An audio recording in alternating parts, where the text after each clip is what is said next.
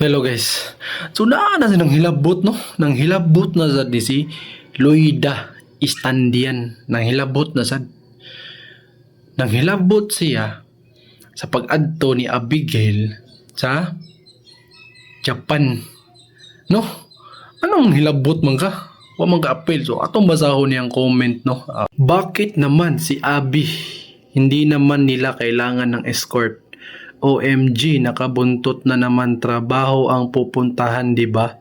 Siguro ayaw pumayag na di siya kasama kasi kung si Elias lang, marami ang mag-a-assist sa banda. May sponsor yan at manager, so they don't need extra people. Hi, as I'm not against her, it's just Elias has commitment. Istorbo lang siya, grabe kaday, ka-insecure. Ha? Insecure? Pasin ikaw na insecure. Ano man kay ganahan sa gamod to. Napletihan di ka, buang naman dire.